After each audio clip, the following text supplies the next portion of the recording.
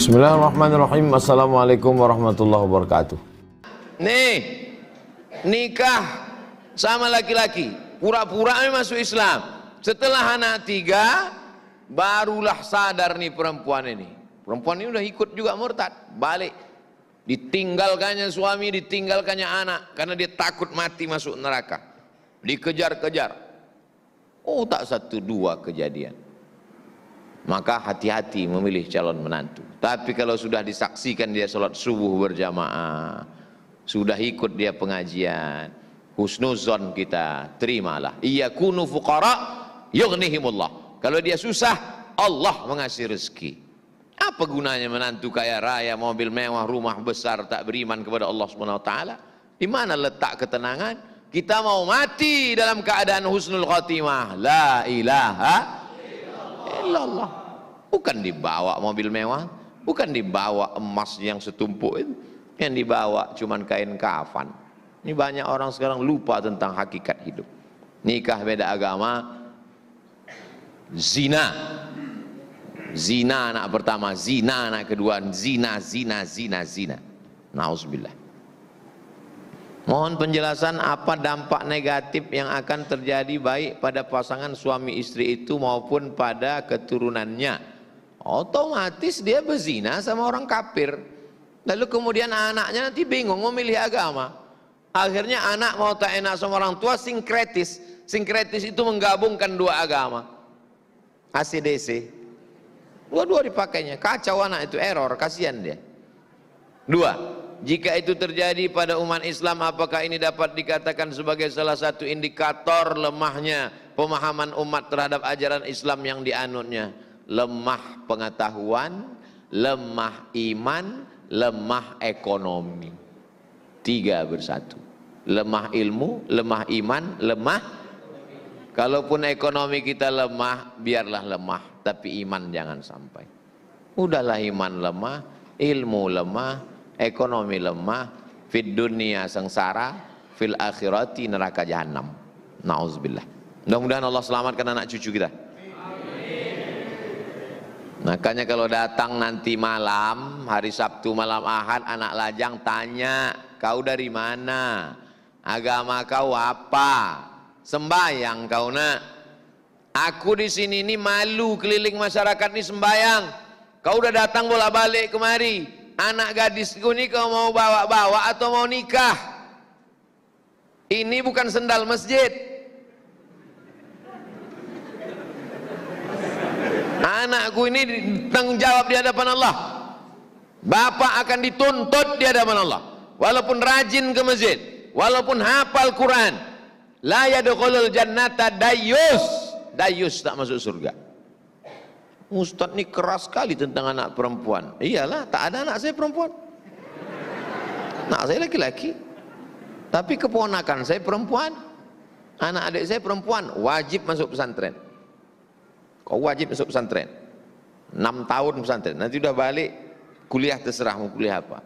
Kalau ada laki-laki suka mesti lapor, jangan sampai dibawa orang diam.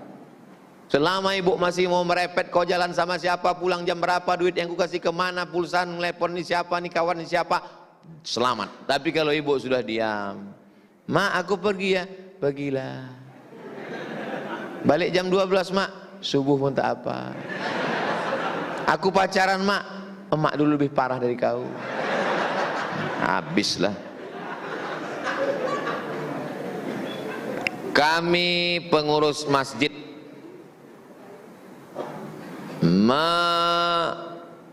pembangunan usaha gudang sarang walet dijadikan usaha masjid. Dan pembangunan tersebut diambil dari donatur dan impak masyarakat yang sudah disepakati dan dimusyawarahkan bersama. Apa hukumnya hasil penjualan sarang walet? Kita manfaatkan hasil penjualannya untuk pendanaan kegiatan masjid, membayar gaji imam, penjaga masjid. Masjid punya badan usaha, usahanya sarang walet. Apa hukumnya duit walet ini halal apa haram? Yang mengatakan duit hasil sarang walet itu haram karena kata dia sarang walet, air liur walet itu bercampur sama ciri walet. Tuh nanti kalau ada ustadz berceramah mengatakan haram sarang walet. Kenapa? Karena bercampur dengan tai walet. Ini kelompok pertama. Kelompok kedua mengatakan sarang walet dengan tai walet tak bercampur. Karena walet mengambil buih dari laut, sungai, dibawanya, ditempelkannya ke dinding, dan dia rupanya walet ini punya WC pula, tak bercampur di situ, maka tidak najis. Nah, pembahasannya apakah air liur walet itu najis? Suatu ketika Nabi sedang khutbah, pas Nabi sedang khutbah datang onta menjilat, khutbah di padang Arafah nih, datang onta menjilat kain Nabi. Lidah onta itu kan ada air liurnya, dan Nabi tidak mencuci kain itu, dibawanya sholat. Itu menunjukkan air liur onta tidak najis. Apa hubungannya dengan walet? Itulah kias, dikiaskan air liur onta dengan air liur walet. Oh, nggak bisa Pak Ustadz. Kenapa? Karena onta nggak terbang. Bukan pada tobang tak terbangnya bonga.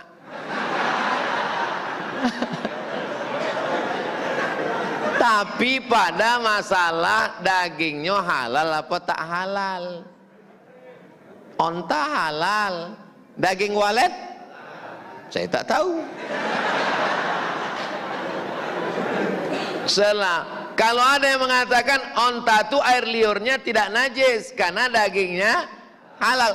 Nah, sekarang pernahkah air liur binatang yang tak dimakan tapi air liurnya tak najis? Ada. Apa? Kata Nabi, kalau tempat air minum terbuka, datang kucing menjilat, dijilat kucing, apakah air ini jadi najis?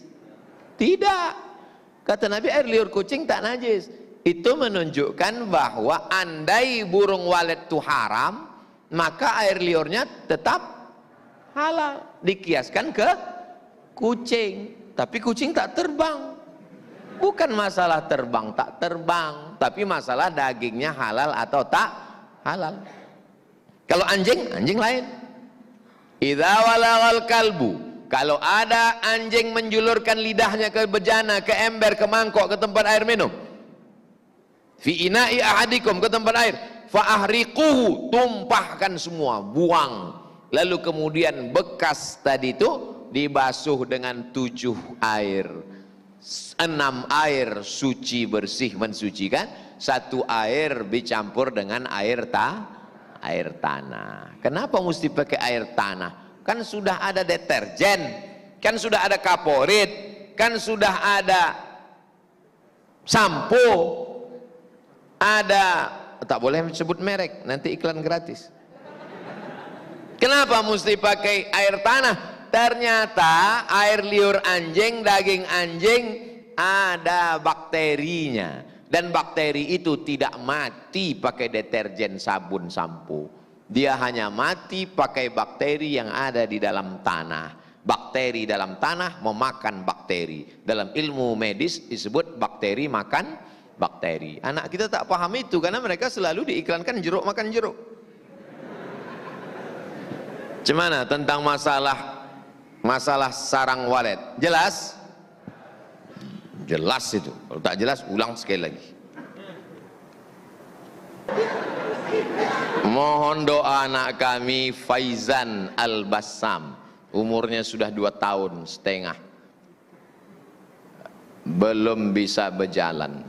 Saya umur 2 tahun lebih baru berjalan. Jadi saya dulu, kata almarhumah, waktu masih kecil, semua orang yang lalu itu mengajak bercakap, tapi pandai bercakap, berjalan tak bisa. Lebih 2 tahun baru berjalan. Jadi dia ini belum sampai lagi. Insya Allah nanti dikasih Allah kemuliaan. Begitu pandai berjalan sampai ke Maroko, tak balik-balik.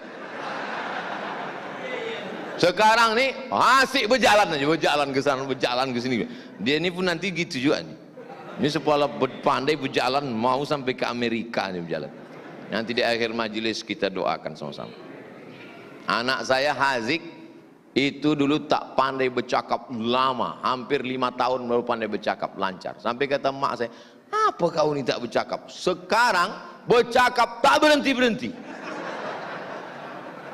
Sampai poning kepala.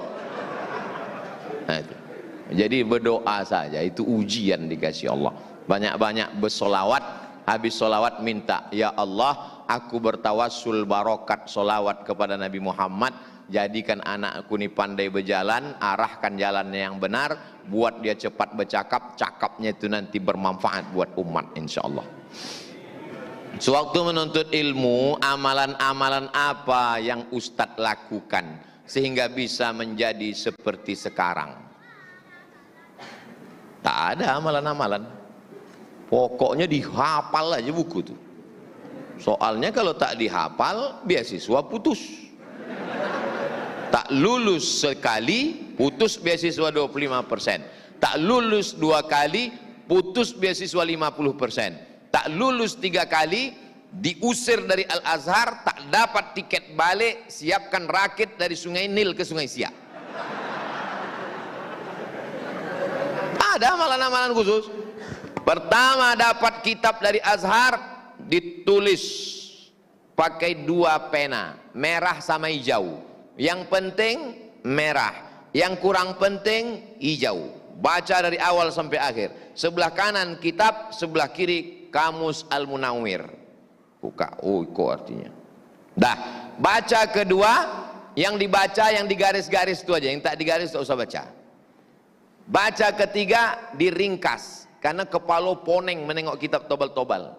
Jadi diringkas di ringkasan kecil, ayatnya dihafal, hadisnya dihafal, fatwa ulama dihafal, sambung-sambung. Makanya kalau kawan minta ringkasan saya, Mat, minjam ringkasan kau? Nah, pakailah. Aku tak paham, memang sengaja aku buat begitu. Jadi asal udah dapat digaris. Kawan saya ini selalu menengok buku saya. Dia mau menengok, Somad ini udah halaman berapa baca. Karena saya tahu buku saya itu selalu diperiksanya, saya garis dari belakang. Hebat kali kau, kata. Baru seminggu udah khatam. Kau belum kenal aku, kata.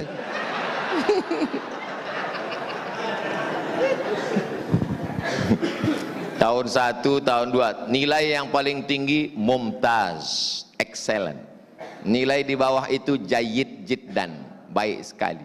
Nilai di bawah itu jayyid. Nilai di bawah itu makbul. Makbul itu cukup, tak boleh S2. Maka disebut makbul indallah. Kalau udah makbul itu untuk Allah ajalah. Nilai saya tahun 1, tahun 2, tahun 3, tahun 4 jayyid, tidak makbul. Anak Riau zaman kami kuliah di Mesir cuman 75 orang. Yang dapat nilai jayyid jiddan, di atas jayyid itu cuman 1 orang. Buya Muhammad Abdi, anak Buya Bahtiar Daud. Sekarang pimpinan Islamic Center Al-Hidayah Kampar. Lain di bawah itu jayyid semuanya. Nilai saya jayyid tiap tahun, 4 tahun. Amalannya apa? Takut diusir balik. Jadi kalian kalau mau belajar, bilang sama orang tua, mak ya jangan kirim duit. Insya Allah rajin dalam belajar. Anak-anak sekarang nih, Ustaz tolong nasihati anak saya mau ke Mesir. Kau nanti kalau berangkat ke Mesir, jangan minta duit, cukupkan Al-Azhar, jangan minta balik. 4 tahun jangan minta ongkos balik. Siap? Siap Ustaz. Bangke, 6 bulan balik. Baru sampai ke Mesir sebulan, telepon Oma, minta kirimkan salai. Udah balik 6 bulan, datang bapaknya, Ustaz tolong nasihati anak saya. Enggak, sudah. Yang lama aja enggak diamalkannya. Saya 4 tahun tak ada minta duit, 4 tahun tak ada minta salai, 4 tahun tak ada minta ongkos balik. Belajar. Kalian kalau mau belajar, karena orang tua saya tegas, kau kalau mau ke Mesir ku kasih duit, tapi kalau mau main-main pilih 2, sekolah apa bebini. Kalau bebini adu sawit, Kalau enggak sekolah, poin sejauh mata memandang. Aku sekolah, mak. Apalah sekolah? Ya, anak-anak ini tak jelas. Kau memilih sekolah apa bini? Dua-duanya.